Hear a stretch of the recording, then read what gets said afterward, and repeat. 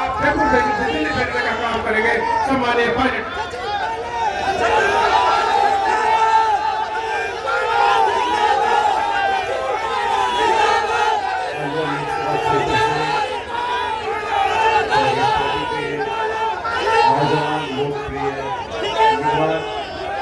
Channel पे यादव जी हमारे नेता प्रतिपक्ष हमारे AICC के नए प्रभारी लग रहे हैं चिरंजीव यादव जी, दीपक खैरिया साहब, जुबेर खान जी, मंगला मीणा जी, जिला अध्यक्ष शोकेश मिश्रा जी, संदीप यादव साहब, हमारे इमरान खान साहब, अजीत यादव जी, बलराम यादव जी, आसी यादव साहब, शेखर जी, रामफल जी, चंद्रभान जी, दयाराम जी, प्रकाश जी, मंच पर उपस्थित सभी नेतागण, इस सभा में मौजूद आदरणीय बुजुर्गों, माताओं, बहनों और दोस्तों, प्यारे बच्चों, 19 तारीख को लोकसभा के चुनाव है। कांग्रेस पार्टी ने दलित यादव जी को बहुत सोच समझकर आपको उम्मीदवार बनाया है अलवर लोकसभा क्षेत्र से। मैं आज और हम सब मिलकर ललित जी के लिए आपसे आपका समर्थन, आपका वोट, आपका आशीर्वाद मांगने के यहाँ पर आए हैं। अभी टीकाराम जी भाषण दे रहे थे, मैं देख रहा था, बड़ा जुझारू उनका भाषण होता है, सब बुतों पर उनकी बड़ी पैनी निगाह रहती है और बड़े दमदार तरीके से अपना भाषण दे रहे हैं। और जितने बैठे मंच पर कांग्रेस के, सिर्फ एक ही आदमी के पास कांग्रेस में लाल बत्ती है, वो टीकाराम जूली जी। टीकाराम जूली जी समझ गए, पहले अध्यक्ष रहे, फिर विधायक, फिर मंत्री, अब नेता प्रतिपक्ष, तो इनका तारा लगातार जो है चढ़ता रहा। इन्होंने खाना पीने में कुछ कम करा है, वजन कम हो गया 10-15 किलो, बिल्कुल फिट लग रहे हैं और थोड़ा पूरे प्रदेश भर में और विधानसभा के अंदर भी। मैं मौजूद था जिस दिन भाषण दे रहे थे गवर्नर के प्रस्ताव के ऊपर, भाषण के ऊपर, बहुत दमदार तरीके से बात रखते हैं और खासकर उस समाज की जो शोषित है, वंचित है, दलित है, उनकी बात को मजबूत से वो मजबूती से उठाते हैं। मेरे साथ ललित यादव जी खड़े, 3 महीने पहले आप सब ने आशीर्वाद दिया, इनको विधायक बनाया। जो लोग टिकट मांगते हैं उनको लगता है टिकट नहीं मिला हमारे प्राण निकल जाएंगे, तो टिकट दमदारी से लोग मांगते हैं, फिर टिकट मिल जाता है, फिर जनता जिता देती है। और इस बेचारे को 3 महीने हुए नहीं, मैं देख रहा था, इसकी दाढ़ी के बाद सफेद होना शुरू हो गया। MLA बना को नहीं और 3 महीने में जो है बचीड़े लग के रगड़ाई कर करके, तो दूर से बहुत अच्छा लगता है नेतागिरी का काम, लेकिन ये इतना टेढ़ा काम है, टेढ़ा काम है, जो हो जाता है उसे पता पड़ती है। लेकिन पार्टी को आज जरूरत है, देश को जरूरत है मजबूत विपक्ष की। विपक्ष में कांग्रेस सबसे बड़ी मजबूत पार्टी है और कांग्रेस को मजबूत उम्मीदवार चाहिए। और मुझे खुशी है कि राहुल गांधी जी ने, खड़गे साहब ने, सब लोगों ने मिलकर, सोनिया जी ने ललित जी को आपके बीच भेजा है एक उम्मीदवार बनाकर। इसलिए आज मैं आपसे वोट मांगने आया हूँ, न सिर्फ इस नौजवान के लिए, लेकिन देश में जो हालात निर्मित हुए हैं, जिसका जिक्र अभी जुबेर खान जी ने किया, टीकाराम जी ने किया। देश में 10 साल से एक पार्टी की सरकार है और भाजपा की जो सरकार बनी वही वोटों से बनी, जनता ने बनाई सरकार, कुछ उम्मीदों को लेकर बनाई थी। क्योंकि भाजपा ने जो वादे किए जनता के बीच में, उसको जनता ने कहा ठीक है, अगर आप इतना काम करोगे हम आपको वोट देने को तैयार हैं। 2 बार पूर्ण बहुमत की सरकार बनी और बीजेपी लगातार बोलती थी हम महंगाई कम करेंगे, हम काला धन लेकर आएंगे, हम भ्रष्टाचार को मिटा देंगे, हम किसान की आमदनी दुगनी कर देंगे, हम 2 करोड़ रोजगार देंगे, ये करेंगे, वो करेंगे। लेकिन बीजेपी कहती क्या है, करती क्या है? बीजेपी के नेताओं ने क्या क्या नहीं किया। इनके नेताओं के परिवारजनों ने किसानों को गाड़ी से कुचलने का काम किया उत्तर प्रदेश में, फिर कोई कार्रवाई नहीं करी। नौजवान वाली महिला पहलवान महीनों तक धरने पर बैठी दिल्ली में, जिन पे आरोप लगाए भाजपा के नेताओं पर, उस पर कोई कार्रवाई नहीं करी। भारतीय जनता पार्टी के नेता कुछ भी करें, ये कार्रवाई नहीं करते। ये जानते हैं जब चुनाव आएगा हम जज्बाती मुद्दों पर अपनी बात को रखेंगे, हिंदू की बात करेंगे, मुसलमान की बात करेंगे, मंदिर की करेंगे, मस्जिद की करेंगे, हिंदुस्तान की करेंगे, पाकिस्तान की करेंगे, लेकिन खेत की, किसान की, गेहूं की, मक्के की निवाई, इनको कोई मतलब नहीं। कितने रोजगार मिले या नहीं मिले। आज महंगाई कमर तोड़ रही है। जो किसान 2-3 बीघे में खेती करता है वो कैसे अपने बाल बच्चे पालेगा। जो मध्यम वर्ग का व्यक्ति नौकरी करता है उस पर क्या बीतती है, ये कोई परवाह नहीं। ये तो 400 पार, 300 पार, 500 पार, 600 पार सरकार बनाने को चाहिए 272। ये 400 क्यों मांग रहे हैं भाई? 400 अगर तुम्हें लगता है 400 आ रहे हैं तो हमारे नेताओं ने क्यों ले जा रहे हो कांग्रेस वाले? तो तुम्हारे पे अच्छे भले उम्मीदवार हैं, उन्हें लड़ाओ, जिताओ उनको। हरियाणा में 10 सीटें हैं। ये चिरंजीव बैठे हैं यहाँ पे हमारा नौजवान भाई, जो भाजपा के 10 उम्मीदवार हैं उनमें से 6 कांग्रेसी हैं जो बीजेपी में चले गए। अगर बीजेपी को अपनी ताकत पे इतना आत्मविश्वास है, इतना भरोसा है अपने काम पर 10 साल की रिपोर्ट कार्ड के ऊपर, तो विपक्ष के नेताओं को, कांग्रेस के नेताओं को तोड़ तोड़ के क्यों ला रहे हो? चुनाव की आचार संहिता लगी हुई है, आप निर्वाचित मुख्यमंत्री को कस्टडी में दे रहे हो, जेल में डाल रहे हो। हम कहते हैं आप कार्रवाई करो करप्शन के खिलाफ, जो बेईमान है उनको पकड़ो, लेकिन चुनाव के चलते रात के टाइम आप एक निर्वाचित मुख्यमंत्री को जेल में डाल रहे हो। आप सबने देखा चंडीगढ़ में चुनाव थे मेयर के, वहां बैठा चुनाव अधिकारी हाथों से वोटों को खराब कर रहा है। सुप्रीम कोर्ट ने जब दखल दी तब जाके वहां पर न्याय हुआ। चुनावी बॉन्ड के माध्यम से हजारों करोड़ रुपए ले लिया, जैसे टीकाराम जी कह रहे थे, और कांग्रेस की पार्टी के आप खाते बंद कर दोगे। आप प्रमुख विपक्षी पार्टी कांग्रेस है, उसको चुनाव लड़ने देना नहीं चाहते, आप विपक्ष की आवाज को खत्म करना चाहते हो।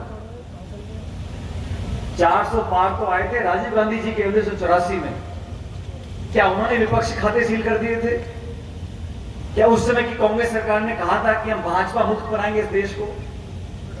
क्या कभी कांग्रेस या किसी भी सरकार ने आज तक कहा है कि विपक्ष का सफाया कर देंगे?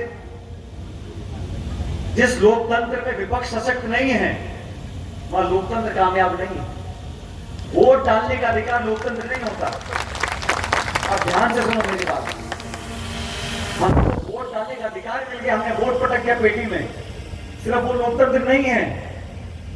वोट तो रूस में भी पड़ता है, वोट तो पाकिस्तान में पड़ता है, लेकिन जो संस्थाएं इस देश में है जिनको 75 साल तक सींचित कर अलग अलग सरकारों ने इतना ताकतवर बनाया, उन संवैधानिक संस्थाओं का बेड़ा गर्क आप करना चाह रहे हो, उन संस्थाओं को खोखला बनाना चाहते हो, उनकी विश्वसनीयता अपना प्रश्न चिन्ह लगाना चाहते हो, अपनी जेब के पिट्ठू लोगों को बिठाकर उन सब संस्थाओं को समाप्त कर आप आक्रमण की राजनीति करना चाहते हो, दबाव की राजनीति करना चाहते हो। इस पूरी भावना का मैं भर्त्सना करता हूं, क्योंकि सरकारें तो पहले भी बनी हैं। अरे 2 बार बीजेपी जीती, 2 बार हम भी जीते थे भाई, 2004 2009 में, लेकिन कभी इतना घमंड, इतना आक्रमण, इतनी द्वेष की भावना, प्रतिशोध की भावना कभी देखी नहीं। जो जितना बड़ा होता है, जितना विराट होता है, उतना झुककर रहता है। कभी देखा बरगद का पेड़, बड़ा पेड़ होता है, फलदार पेड़ होता है, झुके रहता है, छाया देता है, फल देता है, लेकिन घमंड और अहंकार इतना बढ़ जाए, 200 पार, 300 पार, 400 पार, 500 पार, ये चुनाव सिर्फ दलित संसद में पहुंच जाएगा इसका नहीं। ये चुनाव ये नहीं है कि यहाँ पे इंडिया मैच की कौन सी पार्टी कहां से लड़ रही है।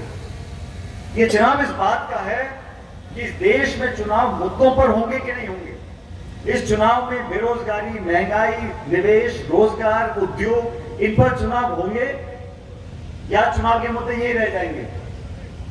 आज उसने भाषण दे दिया, उसकी अरे 10 साल सरकार में हुआ, 10 साल से आज भी पापड़े मनमोहन सिंह जी के पीछे पड़े, उनको कोसते रहते हैं।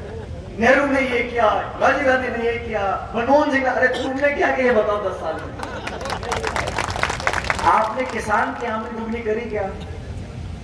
लोगों के खातों में पैसे भेज दिए क्या?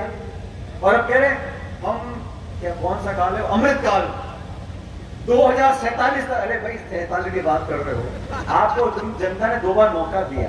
राजस्थान में 25 के 25 सीट बीजेपी ने जीती, आपने क्या तोप चला दी मुझे बताओ? राजस्थान को क्या दर्जा दिला दिया? कौन सा यहाँ बड़ा काम आपने करा दिया? इसमें मैं व्यक्तिगत आरोप किसी पर लगाता नहीं, लेकिन आपको देखना पड़ेगा कि रिपोर्ट कार्ड क्या है, 10 साल में क्या काम किए आपने। आज मैं सुबह सीकर में था, फिर झुंझुनू गया, अनिल चोपड़ा लड़ रहा है चुनाव ग्रामीण में, जो सभाएं मैं करके आ रहा हूँ, जो लोगों की भावना मैं देख रहा हूँ, और जाति विरासत से ऊपर उठकर लोग समझ गए कि लोकतंत्र में शराब को बराबर तोड़ना पड़ेगा। सोच समझ के वोट का प्रयोग करो।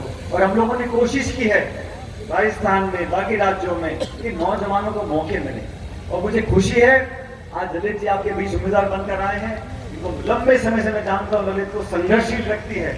और सबसे बड़ी बात क्या है, ये डरने वाला व्यक्ति नहीं है, ना दबने वाला, ना डरने वाला, ना झुकने वाला। और इसे ही कह रहे थे अपने भाषण में, जीत कर दिल्ली जाएंगे तो उनकी बाह पकड़ के बात कर सकते हो, अच्छा बुरा कह सकते हो, एक घर के व्यक्ति की तरह बर्ताव कर सकते हो। उस व्यक्ति को चुनो जो आपके बीच का है, जो आपकी सेवा करना जानता है, जो दुख सुख में आपका भागीदार रहे। ये संदेश देना बहुत जरूरी है। इन बातों को भूल जाओ, ये गोत्र है, ये जाति है, ये फलाना, ये ब्राह्मण है, बनिया, ये गुर्जर, ये मीणा, ये जाट, यादव, कोई फर्क नहीं पड़ता। ये विचारधारा का चुनाव है, इंडिया अलायंस का गठबंधन है। भारतीय जनता पार्टी ने 10 साल का काम आपने देख लिया, और अगले 5 साल में हम लोगों में, मुझे गर्व इस बात का है कि हमारी पार्टी ने घोषणा करी है, हमारी सरकार बनेगी तो एमएसपी पे हम कानून बनाएंगे, किसानों की खरीद पे कानून बनेगा। इन लोगों ने जो 3 काले कानून बनाए थे, जो बिचौलियों के लिए, काला बाजारी करने वालों के लिए, ये निजी हाथों में देश के कृषि का पूरा उद्योग देना चाहते थे, मंडियों को बंद करना चाहते थे, उसके विरुद्ध हमारी पार्टी ने घोषणा करी है कि हम सरकार में आएंगे तो एमएसपी कानून बनेगा, लीगल गारंटी बनेगी। गरीब परिवार की महिलाओं के घर में 1 लाख रुपए प्रति वर्ष हम लोग देंगे। 50% आरक्षण महिलाओं का सरकारी नौकरी में होगा। 30 लाख सरकारी नौकरी केंद्र की, उनको हम भरेंगे। ये हमारी गारंटी है। मैं तो आपसे कहना चाहता हूँ, ये विचारधारा योजना अगले 5 साल की क्या कार्यकल्पना हम लोगों की है, क्या नीति हमारी होगी। इनके 10 साल उन्होंने क्या किया, हवाई अड्डा, रेलवे लाइन, खान, बिजली घर, जो मिला देश की संपत्ति औने पौने दाम में दे डाली। और जो खाई बढ़ गई है, आप भी देखते हो अखबार टीवी, जो अमीर थे इतने दौलत वाले हो गए कि उनके पास अपने पैसा करने का समय नहीं, और जो गरीब था, मध्यम वर्ग में था, वो लगातार गरीब होता चला जा रहा है। तो खाई बढ़ गई अमीर गरीब की और गांव और शहर की। इन सब बातों को हमें आने वाले भविष्य में सोच समझकर अपने मत का प्रयोग करना पड़ेगा।